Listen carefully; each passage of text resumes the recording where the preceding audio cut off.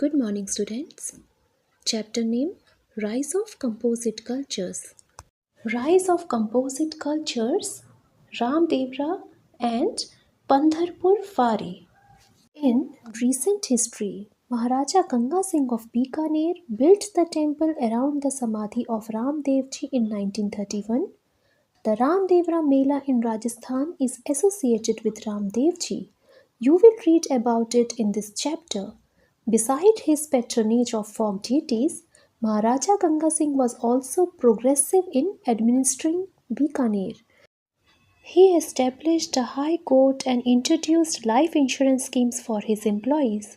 He also made laws against child marriage. Now, students, let's come to the next page. Indian society is diverse with different kinds of people living in different parts of the country and their varied ways of life. This diversity is evident in terms of language, religion, clothing, art, literature, and so on. India, therefore, is a thriving example of unity in diversity.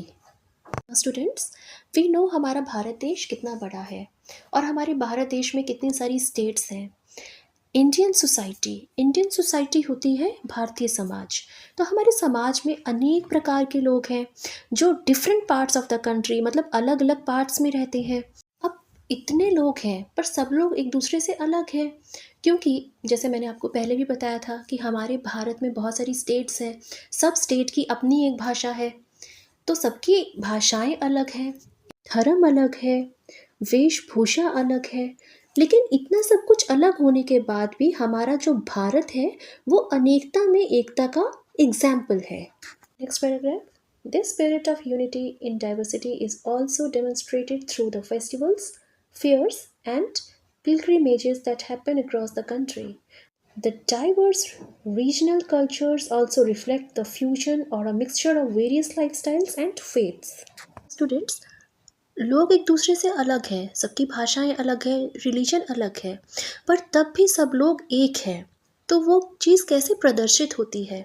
हमारे देश में बहुत सारे त्यौहार मनाए जाते हैं, मेले होते हैं, तीर्थ यात्राएं होती हैं। अब जैसे हमारे देश में ईद भी मनाई जाती है, क्रिसमस भी मनाया जाता है, दिवाली भी मनाई जाती है।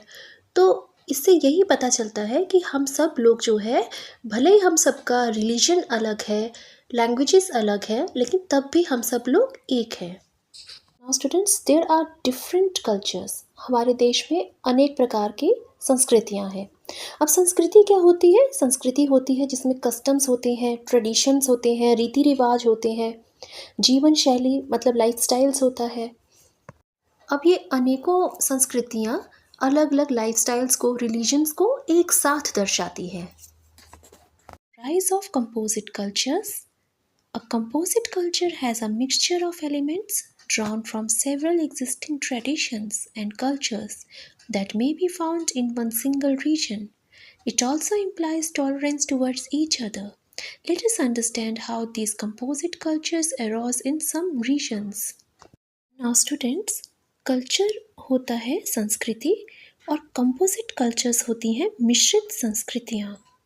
अब हमारे भारत देश में अनेक प्रकार के लोग हैं, सबकी अपनी संस्कृति है, तो सब लोग एक साथ रह रहे हैं। तो इसका मतलब कि बहुत सारी संस्कृतियाँ एक साथ मौजूद हैं और ये संस्कृतियाँ एक दूसरे को प्रभावित भी करती हैं। Role of saints, philosophers and social reformers. From the 12th century Common Era onwards, there emerged many sons and philosophers who tried to resolve the differences that existed between people. They were critical of the social hierarchies and atrocities that were being practiced in the name of religion, both by Hindu Brahmins and Muslim clerics, on the issues of caste and gender identities. Now students, पहले जो भी लोगों के बीच मतभेद थे, particularly जो caste system है, gender identities हैं उनको लेकर, तो 12th सेंचुरी के बाद बहुत सारे ऐसे संस, फिलोसफर्स आए थे जिन्होंने लोगों के बीच में जो मतभेद है उनको दूर करने का प्रयास किया था। They made a conscious effort to incorporate elements of folk culture and everyday practices of the people as their part of their religious practices. अब ये जो संत और फिलोसफर्स हैं ये क्या करते थे? ये लोक संस्कृति और लोगों की रोज़मर्रा की प्रथाओं के तत्वों को अपनी धार्मिक प्रथाओं में शामिल करने का प्रयास किया करते थे। These saints and philosophers would preach in local languages, including folk rituals that were simple and easy to follow so that everyone could have a sense of belongingness to the larger society. This also helped create a sense of unity among the common masses, cutting across the religious boundaries. अब ये संत और philosophers क्या किया करते थे? ये अपनी स्थानीय भाषा में धर्म का उपदेश, धर्म का ज्ञान दिया करते थे, जिसमें लोक प्रथाएं भी शामिल थी और जिनको फॉलो करना बहुत आसान था, ताकि सभी को इतने बड़े समाज में अपनेपन का एहसास बना रहे। अब इससे क्या होता था? इससे ये हुआ कि आम जनता के बीच एकता की भावना बनी रहती थी, जो कि धार्मिक सीमाओं से परे थी। Role of traders and travellers. अब जो ट्रेवलर्स होते थे, मतलब यात्री होते थे, व्यापारी होते थे, तो इनकी क्या भूमिका रही है? Let's read the first paragraph.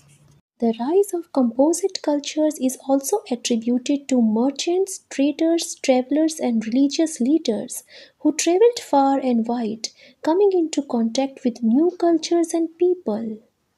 Communities such as the Hindu Banyas and Muslim Bohras traded extensively with ports in the Red Sea, Persian Gulf, East Africa, Southeast Asia, and China. Traders from regions such as Arabia, Persia, China, Syria, and even Jewish merchants settled in many towns along the west coast of India. They respected and accepted elements of other cultures, which led to the birth and growth of mixed cultures. Now students, we know कि composite cultures होते हैं mixed cultures. तो जो ये mixed cultures है, इनका जो rise हुआ है, मतलब जो ये इनका जो उदय हुआ है, इसका श्रेय उनको भी जाता है जो यात्री थे, यात्री मतलब ट्रैवलर्स, जो बिजनेसमैन थे मतलब व्यापारी, रिलीजियस लीडर्स मतलब धार्मिक नेता थे। अब क्या होता था? जो व्यापारी थे वो व्यापार करने के लिए दूर तक जाया करते थे, यात्री भी यात्रा के लिए दूर तक जाया करते थे। तो इसी प्रकार ये लोग नई संस्कृतियों और नए लोगों के संपर्क में आते थे। इसी तरह जो हिंदू बनियास और मुस्लिम बोहरास समुदाय थे, ये लोग भी बिजनेस करने के लिए दूर तक जाया करते थे, दूसरी कंट्रीज़ में जाया करते थे, और बाकी देशों के लोग भी हमारी कंट्री में आते थे व्यापार करने के लिए, और उनमें से बहुत सारे सेटल हो गए थे, बस गए थे। कहाँ पे? West coast of India. तो वेस्ट कोस्ट ऑफ इंडिया क्या है? पश्चिमी तट। पश्चिमी तट भारत का जो है, यहाँ पे आके ये लोग बस गए थे। अब इससे क्या हुआ कि अनेक अलग अलग संस्कृतियों के लोग एक साथ जुड़े, एक साथ रहने लगे। तो इससे किसका जन्म हुआ? मिक्स्ड कल्चर्स का। In most of the newly emerging religious traditions of the 14th century, we can identify the birth of a composite culture. By the 15th century, the whole of North India, Kashmir, Punjab, Sindh, Bengal, Gujarat, and even parts of the Deccan reflected this mixed composite and common culture. Indianness is an outcome of such influences. Let us take examples from the western part of India to understand the rise of composite cultures. Case study: the festival celebrating Ram Dev Ji or Ram Shah Peer of Gujarat and Rajasthan. The legends of Ram Dev Ji date back to the late 14th and early 15th centuries Common Era. He was a ruler from the Tawar Rajput clan that had emerged in the region in the 12th century. Ram Dev Ji was known for his miraculous powers and was considered a savior, particularly for the so-called untouchables, outcast, women, and the most disadvantaged people in a caste-based society. He is known to have united the Hindus and the Muslims of the region to establish peace, justice, and equality for all human beings.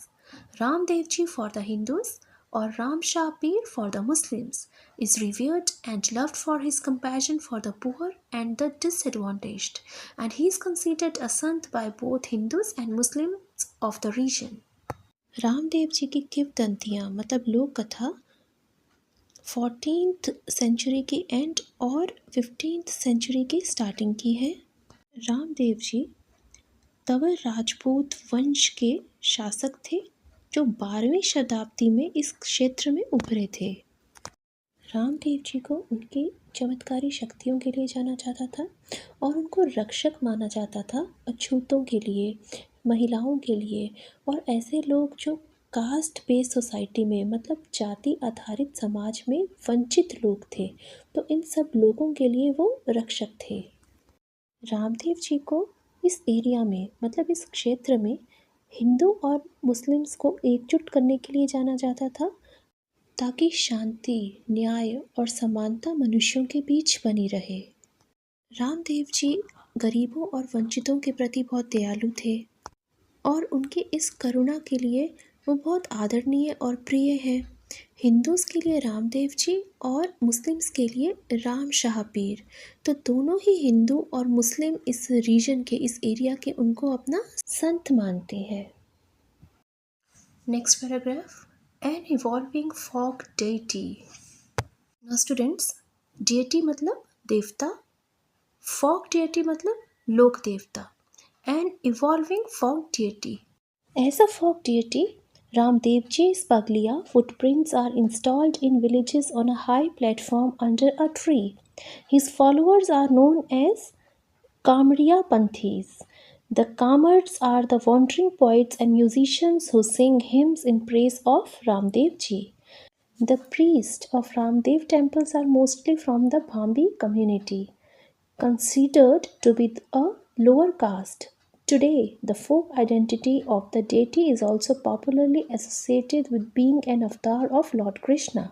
Now students, इस paragraph में यही बताया गया है कि रामदेव जी के जो footprints, चरण चिन्ह हैं, उनको एक चबूतरे के ऊपर एक पेड़ के नीचे स्थापित किया गया है। उनके जो फॉलोअर्स हैं उनको कामरिया पंथ के नाम से जाना जाता है, जो कि कवि हैं, संगीतकार हैं और जो रामदेव जी के भजन गाते हैं।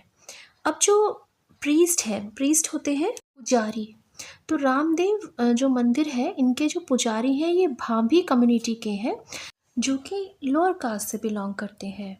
Today, the folk identity of the deity is also popularly associated with being an avatar of Lord Krishna. मतलब आजकल के जो लोक पहचान है देवता की, वो भगवान श्री कृष्ण के अवतार से जोड़ी जाती है। Next paragraph, the Ramdevra Mela. The Ramdevra Mela held in the village of Runicha in Jaisalmer district is one of the most popular festivals in the region. Devotees from various castes, creeds and religions gather at the shrine of Mandir Sri Ram Dev Ji every year during the months of Sawan and monsoon, usually from the 2nd day to the 11th day of these months. Thus, this gathering of devotees takes place in the months of August and September. According to the Ramdevra Samadhi Samiti, 50 lakh people arrive at Ramdevra during the fair. The temple complex at Mandir Sri Ram Dev Ji also reflects social inclusion and the coming together of cultures. Devotees offer rice, coconuts, churma, and cloth wooden horses as offerings to Ramdev Ji. Now students, Rajasthan के Jaisalmer district में एक गांव है रुनीचा, तो रुनीचा village में रामदेवरा मेला आयोजित किया जाता है। इसमें दूर दूर से भक्त आते हैं जो कि डिफरेंट रिलीजन्स मतलब अलग अलग रिलीजन्स के होते हैं, जाति के होते हैं, पंथ के होते हैं, और ये मेला लगता है अगस्त एंड सितंबर में। अब रामदेवरा समाधि समिति कहती है, उनके अनुसार 50 लाख मतलब 50 लाख लोग हर साल इस मेले में आते हैं। अब इस मेले में डिफरेंट रिलीजन्स के लोग आते हैं और अलग अलग जाति के, पंथ के लोग आते हैं। तो देखो कितने सारे कल्चर्स जो है वो एक साथ आ रहे हैं यहाँ पे, और यहाँ पे जो भक्त हैं वो लोग चावल, नारियल, चूरमा, कपड़े और वुडन हॉर्सेस मतलब लकड़ी के घोड़े चढ़ाते हैं। Next, a unifying culture. Ramdev ji is considered one of the five peers of Rajasthan, along with Babuji, Harbuji, Nehaji, and Kogaji. If we have a closer look at their legends, we will realize that they all are identified with a common regional culture, often depicted as horse riders and saviors in various situations, ranging from snake bites, plague, to any other misfortune. They are also known for their heroism and courage, which are personality traits that are commonly associated with the people of Rajasthan. They are considered the local heroes and social reformers who oppose the caste system, strict religious rituals, and divisiveness of all kinds. Now students, इस paragraph में बताया गया है कि रामदेव जी को 5 पीरों में से एक माना गया है। बाबूजी, हरबूजी, मेहाजी, गोगाजी और रामदेव जी। अब अगर हम दंत कथा की तरफ जाएं और गौर से अगर हम देखें तो हमें ये पता चलता है कि ये सब अपनी रीजनल कल्चर मतलब अपनी क्षेत्रीय संस्कृति से जुड़े हुए थे। और कोई भी अगर जैसे मिसफॉर्चून, कोई भी विपत्ति होती है या मुसीबत होती है, तो उन अलग अलग परिस्थितियों में ये घुड़सवार और रक्षक के रूप में चित्रित किए गए हैं। ये अपनी वीरता और साहस के लिए जाने जाते थे। पर्सनैलिटी ट्रेट्स मतलब व्यक्तिगत विशेषताएं, गुण जो कि राजस्थान के लोगों के साथ जुड़ी हुई हैं। इनको सोशल रिफॉर्मर्स मतलब समाज सुधारक भी माना जाता था। क्यों? क्योंकि ये कास्ट सिस्टम के अपोज थे। स्ट्रिक्ट रिलीजियस रिचुअल्स मतलब सख्त रीति रिवाजों के खिलाफ थे। डिवाइसिवनेस ऑफ ऑल काइंड्स मतलब जो विभाजन करती हैं ऐसी नीतियों का विरोध किया था। Next paragraph, a local legend. It is said that when the miraculous powers of Ramdev Ji became known and devotees started coming from across the region, both Hindu and Muslim clerics felt threatened. To test his abilities, the Maulvis from Makkah sent 5 peers. These peers were satisfied with Ramdev Ji's miraculous abilities and decided to stay back. It is believed that the main shrine is surrounded by the mazars, tombs, of the 5 peers who were supposed to have visited Ramdev Ji from Makkah to test his piety. Now students, local legend मतलब स्थानीय दंत कथा मतलब किवदंती या लोक कथा। तो इस पैराग्राफ में यही बताया गया है कि जब रामदेव जी की चमत्कारी शक्तियों का पता चला तो दूर दूर से उनके भक्त उनके दर्शन को आने लगे। क्या हुआ कि ये सब देखकर हिंदू और मुस्लिम धर्मगुरु जो थे वो डर गए। तो उनकी एबिलिटीज़ को टेस्ट करने के लिए मक्का से मौलवीज़ ने 5 पीरों को भेजा। तो ये जो 5 पीर थे, जब ये रामदेव जी की चमत्कारी शक्तियों को इन्होंने देखा तो ये यहीं पे ही रहने का इन्होंने फैसला किया। अब ये माना जाता है कि जो मुख्य मंदिर है ये इन्हीं 5 पीरों की मज़ार से चारों तरफ से घिरा हुआ है। Next, from Pipli Dham in Gujarat to the town of Tendo Alayar in Sindh, Pakistan, temples of Ramdev Ji can be found across western Rajasthan, parts of Gujarat and in Sindh, Pakistan. These temples are visited by lakhs of devotees from across borders, highlighting that such traditions are a result of shared histories and cultural connections. As people migrated from one region to another, they carried their own cultures with them to the new place while also adopting the cultures of the new place. Similarly, the people in the new place also adopted cultural elements from the migrants. There was an assimilation of cultures that gave birth to the unique multiculturalism that Indians are so proud of today. Students, पिपली धाम गुजरात से लेकर टांडो अलाहार सिंध पाकिस्तान में, पश्चिमी राजस्थान में, गुजरात के कई क्षेत्रों में रामदेव जी के मंदिर पाए जाते हैं और लाखों की संख्या में श्रद्धालु इन मंदिरों में दर्शन करने आते हैं जो सीमा पार करके आते हैं। अब जब ये लोग एक एरिया से दूसरे एरिया पे मतलब एक रीजन से दूसरे रीजन में ये लोग गए तो क्या हुआ, ये अपनी संस्कृति को, अपने कल्चर को अपने साथ लेकर गए। अब जहाँ ये लोग गए वहाँ की संस्कृति को इन्होंने अपनाया। अब जहाँ ये लोग गए थे तो वहाँ के लोगों ने इनकी सांस्कृतिक तत्वों को अपनाया। तो इसी तरह से बहुत सारे कल्चर्स एक साथ जुड़े और किसका जन्म हुआ, मल्टीकल्चरलिज्म का, और जिसके ऊपर हम भारतीयों को गर्व है। Case study: a festival known as Pandharpur Wari. Another well-known festival in Western India that symbolizes the coming together of devotional tradition and folk culture of the region is the Pandharpur Wari. Situated in the west of Solapur district in Maharashtra, Pandharpur has immense historical significance. The oldest mention of this place is an inscription dating back to 516 CE. Now students, western India मतलब पश्चिमी भारत। तो यहाँ पर महाराष्ट्र में एक त्यौहार मनाया जाता है जो कि बहुत बड़ा फेमस त्यौहार है, पंढरपुर वारी। और इसका जो इस स्थान का जो सबसे पुराना उल्लेख है वो एक शिलालेख मतलब इंस्क्रिप्शन से मिलता है। Next paragraph: Lord Vitthal in Pandharpur. The temple town renowned for the temple of Lord Vitthal, a form of Lord Vishnu and Devi Rukmani, is full of tales and legends. Lord Vitthal is believed to have been first worshipped as a cattle god. Nowadays, however, Lord Vitthal is widely believed to be an incarnation of Lord Krishna. ये मंदिर भगवान विष्णु और देवी रुक्मणी की कहानियों और किंवदंतियों से भरा हुआ है।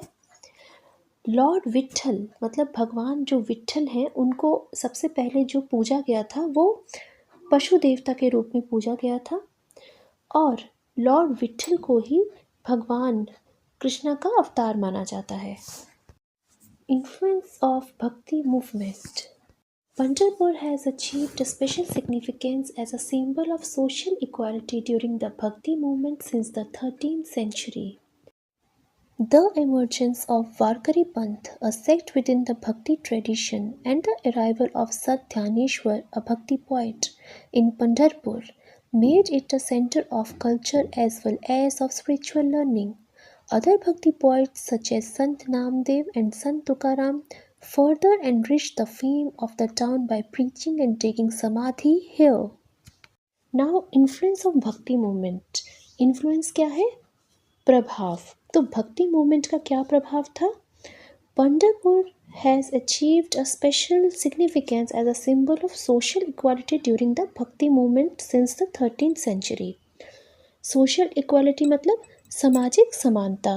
में ये बताया गया है कि पंढरपुर ने 13वीं शताब्दी से भक्ति आंदोलन के दौरान सामाजिक समानता के रूप में विशेष महत्व प्राप्त किया था। द इमर्जेंस ऑफ वारकरी पंथ मतलब जो वारकरी पंथ की उत्पत्ति है और संत ध्यानेश्वर के आगमन ने इसे संस्कृति के साथ साथ आध्यात्मिक शिक्षा स्पिरिचुअल लर्निंग मतलब आध्यात्मिक शिक्षा का केंद्र बना दिया।